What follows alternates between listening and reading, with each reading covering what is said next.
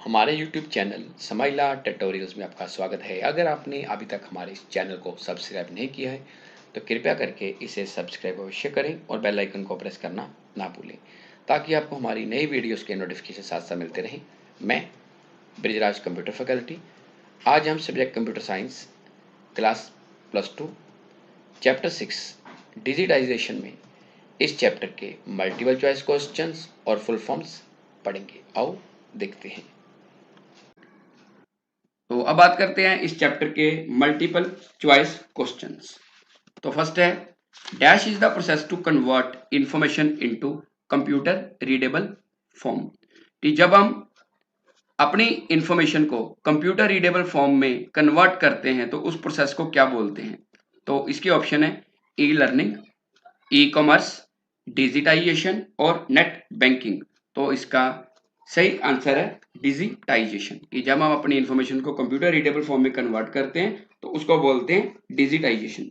तो डिजिटाइजेशन के बारे में आपको एक चीज और बताना चाहूंगा कि डिजिटाइजेशन की मदद से हमें जो सेवाएं हैं, सर्विसेज हैं, वो बहुत फास्ट और आसानी से मिल रही हैं। जैसे हमने अपना आधार कार्ड डाउनलोड करना हो तो यूआईडी की साइट से आसानी से डाउनलोड कर सकते हैं। आपका रिजल्ट आता है पंजाब स्कूल एजुकेशन बोर्ड की साइट से आप डाउनलोड कर सकते हो। इसके अलावा कोई आपको पंजाब स्कूल एजुकेशन बोर्ड की बुक चाहिए, वो आप ई बुक वाले लिंक पे जाके डाउनलोड कर सकते हो। तो ये किसके कारण पॉसिबल हुआ है? डिजिटाइजेशन के कारण। तो हम कह सकते हैं कि जब हमारा रिकॉर्ड जो है कंप्यूटर पे स्टोर किया जा सकता है और उसे हम अपनी रिक्वायरमेंट के अकॉर्डिंगली जब डाउनलोड कर सकें, उसको बोलते हैं digitization. Number 2, that is meant to be online buying and selling of goods. कि डैश का अर्थ है इंटरनेट के द्वारा वस्तुओं को खरीदना और बेचना। तो इसके ऑप्शंस हैं e commerce, digi locker, digital payment या नन ऑफ दीज। तो इसका सही आंसर है ई कॉमर्स। तो ई कॉमर्स का मतलब होता है ई व्यापार। कि पहले हम ऑनलाइन बिजनेस नहीं करते थे, ऑफलाइन बिजनेस करते थे। उसके लिए हमें सामान लेने के लिए बाजार जाना पड़ता था और उसके लिमिटेड आवर्स होते थे। बट ई कॉमर्स की मदद से क्या है, हम घर बैठे किसी भी टाइम पे ऑनलाइन शॉपिंग कर सकते हैं और उसकी पेमेंट भी ऑनलाइन कर सकते हैं, जिससे हमारे समय की बचत होती है। Number 3, easiest and convenient way for cashless payment is dash। Means कि डैश नकदी रहित भुगतान का आसान और तेज तरीका है। तो इसके ऑप्शंस हैं डिजिटाइजेशन, स्टोरेज, ऑफलाइन और डिजिटल पेमेंट। तो इसका सही आंसर है digital payment.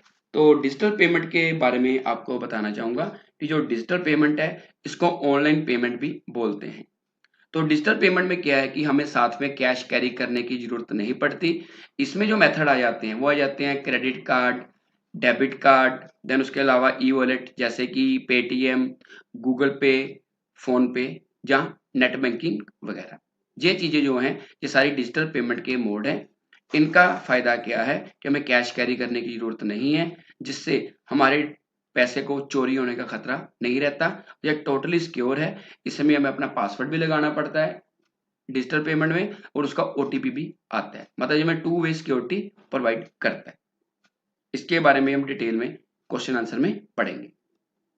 Number 4, dash store only those educational certificates issued by educational institute through digital mode. Means dash में केवल एजुकेशनल क्वालिफिकेशन के डॉक्यूमेंट्स ही संस्था की तरफ से डिजिटल माध्यम में जारी किए जाते हैं और इन्हें स्टोर किया जा सकता है। तो इसके ऑप्शंस हैं स्वयं, नेड, MWCS और डिजी लॉकर। तो इसका सही आंसर है नेड। तो जो नेड है इसकी फुल फॉर्म है नेशनल एकेडमिक डिपॉजिटरी। मीन्स कि ये भी डिजी लॉकर की तरह है, बट डिजी लॉकर में क्या होता है कि हम अपना Aadhaar card, driving licence, voter card, result card वगैरह कुछ भी स्टोर कर सकते हैं। बट जो नेड है इसके अंदर सिर्फ एजुकेशनल सर्टिफिकेट या आपको सरकार की तरफ से या आपके एजुकेशनल इंस्टीट्यूट या यूनिवर्सिटी की तरफ से कोई अवार्ड मिला है वो स्टोर होते हैं। इनके अलावा इसके अंदर कोई भी डॉक्यूमेंट अपलोड नहीं होता। तो हम कह सकते हैं कि जिसके अंदर हमारे एजुकेशनल रिलेटेड डॉक्यूमेंट स्टोर हो उसको नेट बोलते हैं। अगर हम किसी भी तरह का डॉक्यूमेंट, जैसे बताया मैंने, Aadhaar card, then voter card, result card, जहाँ ड्राइविंग लाइसेंस, तो वो कहाँ पे होता है? डिजी लॉकर में। तो फिफ्थ क्वेश्चन है, dash is a type of e commerce which involves company and customer. कि डैश ई कॉमर्स की एक किस्म है या टाइप है जिसमें कंपनी और कस्टमर दोनों शामिल होते हैं। तो इसके ऑप्शंस हैं B2B, B2C, C2C और नन ऑफ दीज। तो इसका सही आंसर है B2C। तो B2C का मतलब होता है बिजनेस टू कंज्यूमर। इसमें कंपनी और जो कंज्यूमर है, कस्टमर है, वो डायरेक्ट शामिल होते हैं। कस्टमर कंपनी से डायरेक्ट किसी भी चीज को खरीद सकता है और इसके लिए कुछ वेबसाइट्स यूज होती हैं, जैसे amazon.com, flipkart.com, ebay.com, मंत्रा.com। इसमें जो कस्टमर है वो डायरेक्ट पेमेंट कर सकता है, वो ऑनलाइन पेमेंट भी कर सकता है, उसके अलावा कैश ऑन डिलीवरी भी कर सकता है। इसमें चीजें सस्ती मिलती हैं। सस्ती क्यों मिलती हैं? क्योंकि बीच में कोई मीडिएटर नहीं होता, कंपनी और कस्टमर डायरेक्ट जुड़े होते हैं। तो नेक्स्ट है फुल फॉर्म्स। सो पहली है B2B।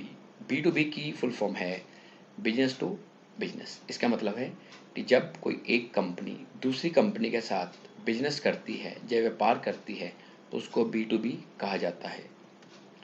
Number 2 B2C। इसका पूरा नाम है बिजनेस टू कंज्यूमर या बिजनेस टू कस्टमर।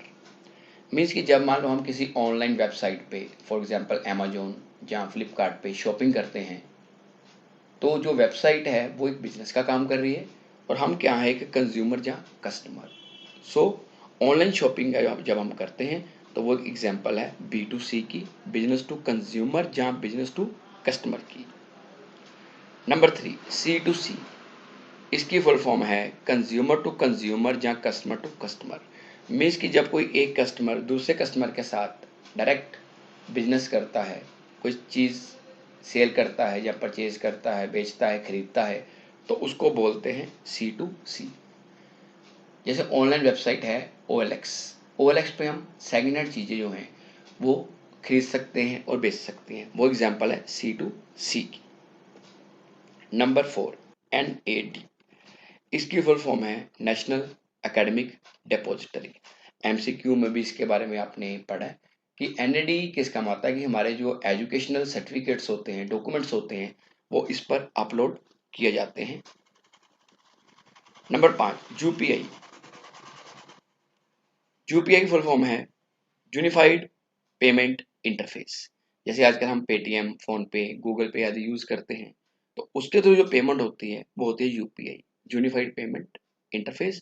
इसको क्यूआर कोड की मदद से स्कैन भी किया जा सकता है और एक अकाउंट से दूसरे अकाउंट में पैसे भी भेजे जा सकते हैं। तो आज के लिए इतना ही। अगली बार फिर किसी नए टॉपिक के साथ मिलेंगे। अगर आपकी कोई क्वेरी है तो आप कमेंट सेक्शन में पूछ सकते हैं या अपने कंप्यूटर अध्यापक की मदद ले सकते हैं। धन्यवाद।